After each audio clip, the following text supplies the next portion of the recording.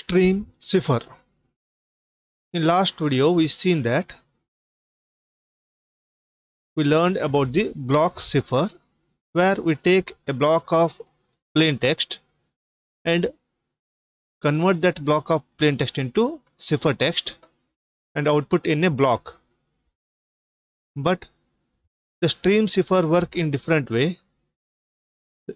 The stream cipher process the input elements continuously. It produces the output one element at a time. It is a continuous ciphering technique where it will take a byte or some bits as an input and produces a cipher text in continuous manner. I can explain this concept how actually the stream cipher work by using some here stream cipher diagram, that is called as stream cipher structure. This stream cipher structure explains it will accept a plain text and process byte by byte. It is not compulsory to use a byte. Instead of byte, we can also use few bits as a input. But the process should be continuous one. Now I will explain with this concept in the detail here. Now in this structure we are giving a key. The key is given to a pseudo random byte generator. This pseudo random byte generator generate one byte, that is called as a random number. Sometimes it is also called as a key stream, which is represented by a small k.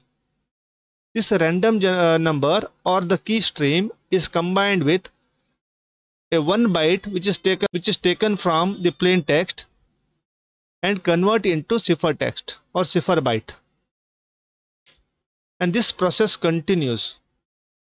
Take the one byte from the plain text, take the next key stream and process it.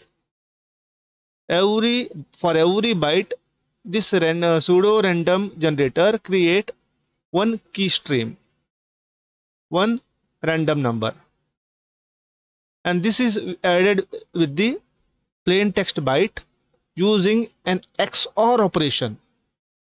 It will perform some XOR operation and create a output. In similar fashion here, it will do the process in a reverse order. It will also generate the same key stream, take the cipher text and do the XOR operation and returns the plain text here. This pseudo random generator generate a stream of byte here, that is called a stream of key streams, that is unpredictable. If you don't know the key, you cannot identify what is the next number generated by this generator here. So the key given should be very large. Now I will explain how this XOR operation is done in encryption as well as decryption in next slide. See here, just imagine that generator, pseudo random generator, generate a bits like this way: 0 1 1 0 1 1 0 0, and the byte taken from the plain text is having a value 1 1 0 0 1 1 0 0. Then the encryption of plain text and encryption of the cipher text is done in this fashion. Here it will do the XOR operation between the plain text and the key stream. Okay, whenever you do the XOR operation, you got the result like this way: 1 0 1 0 0 0 0 0. This is the cipher text created by these two bytes. Now it is given to the destination, where he decrypt using the same ciphertext. This byte is actually again XORed with the same key stream, whichever given here. Okay, same key stream is given here and do the XOR operation. Now it is converted back to plain text. Now like this, the process continue in the stream ciphering algorithm. Stream cipher design consideration. A pseudo number generator uses function that produces deterministic stream of bits that eventually repeats. Here deterministic means we can, if you know the key value, the generator always return here same type of stream of byte. So it is called as deterministic. Now some bytes are repeated. Whatever the random number is generated in the generator, it is repeated. If the repetition distance is more, the encryption should be very strong one. The second one is called as the key stream should approximate the properties of the true random numbers stream as close as possible. Here key stream should be approximate.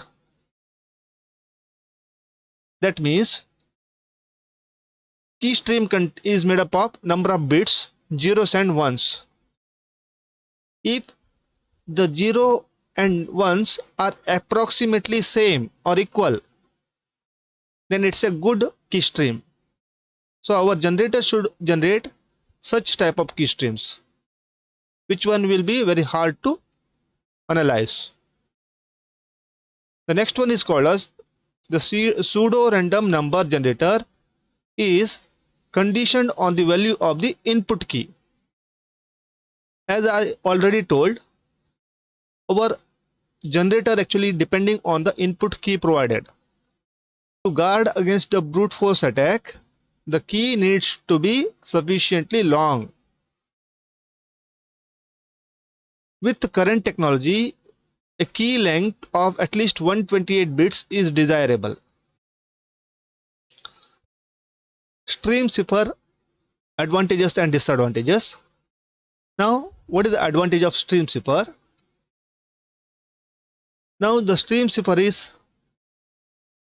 it can be as secure as block cipher of comparable key length. If you give the same key length or same key to the both block cipher as well as stream cipher, both are secure. And stream cipher is typically faster and use far less code than block cipher. If you create a code using stream cipher, the code is very small one compared to block cipher. And it's more efficient because it's more faster compared to your block cipher. So what are the disadvantages of this stream cipher? Here reuse key is difficult here. If two plain text are encrypted with the same key using the stream cipher, then cryptanalysis is often quite simple. If you use the key for one type of plain text, I cannot use the same key for the another plain text. Because if two cipher text are XORed, they can easily get the plain text. So it is very easy for the cryptanalysis. Now I will give you some information where we are using block ciphering, where we are using stream ciphering. Now, for application that require encryption, decryption of stream of byte data, a stream of data, such as over a data communication channel or a browser or a web link, a stream cipher might be the better alternative, where we are sending the data in continuous manner, such as web pages or some videos which you have to secure. In that cases, stream cipher is better. because the data is in flow in a continuous manner.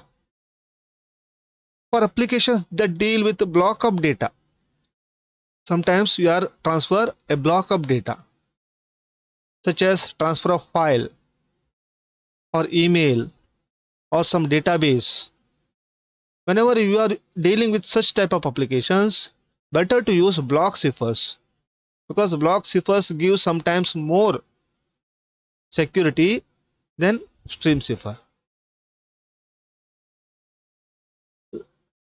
Here I am not saying that I cannot use the block cipher for the browser, or I cannot use the stream cipher for the accessing the email or file transfer. But when I use this concept in this manner, it's more efficient. Whenever I am using stream cipher for this purpose, it's more efficient than this one. So that is I am explaining here.